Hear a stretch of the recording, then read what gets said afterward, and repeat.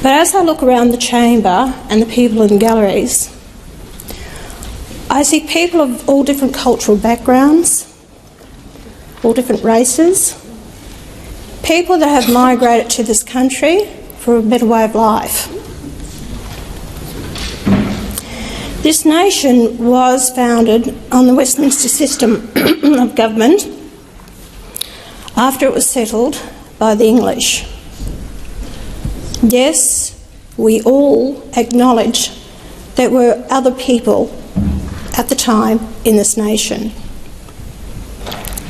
But it's been on the backbone of the, as people say, the colonialists, the convicts, the people who came here. Many came here, dragged here from England and other places against their will.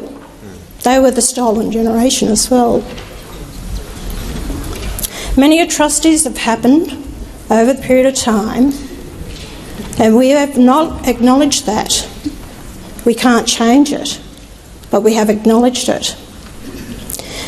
Our country has grown with a parliamentary system that was started, the same system in England, with a parliament, with people elected based on their dedication, passion, those people wanting to make changes for the betterment of this country. Those opportunities have been afforded to anyone,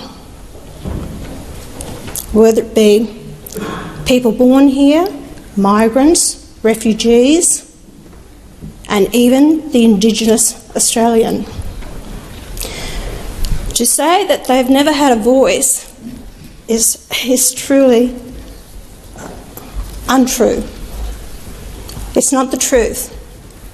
We have Indigenous people sitting in this Parliament based on their ability and their dedication, hold their seats in this place with pride, representing not only their own cultural background and trying to represent them, but for all Australians. The same as I do.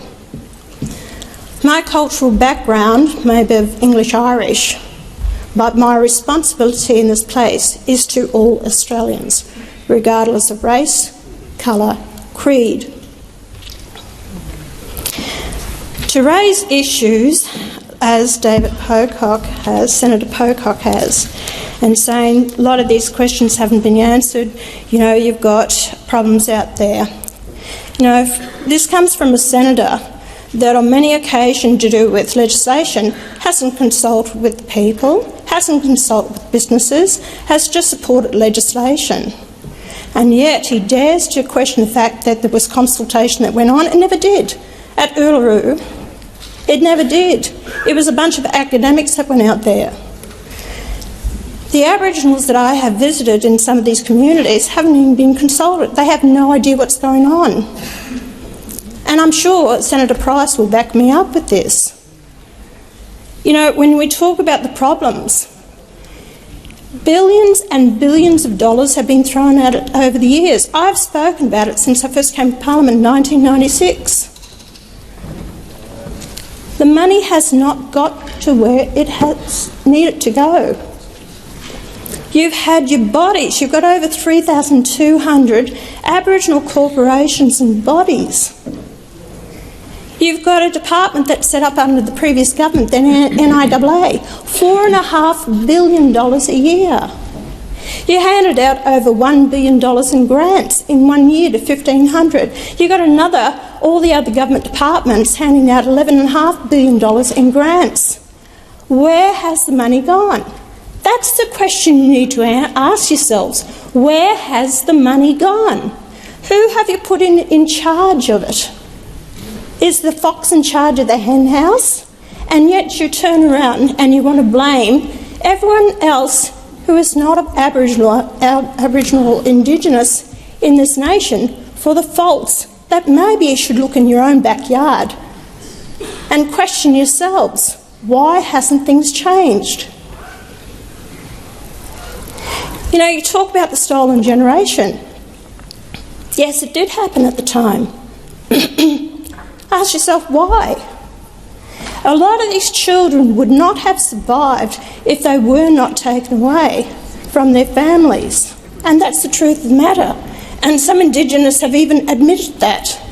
What we just saw in that parliamentary speech was not a routine political exchange, but a deeply charged confrontation over the voice to Parliament that quickly turned into a broader debate about identity, representation, and trust in government.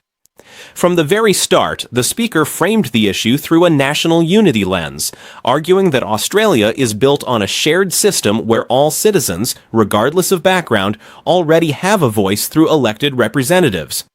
The core message was that no group is excluded from participation in Parliament, and therefore the proposed voice is being questioned as unnecessary or potentially divisive.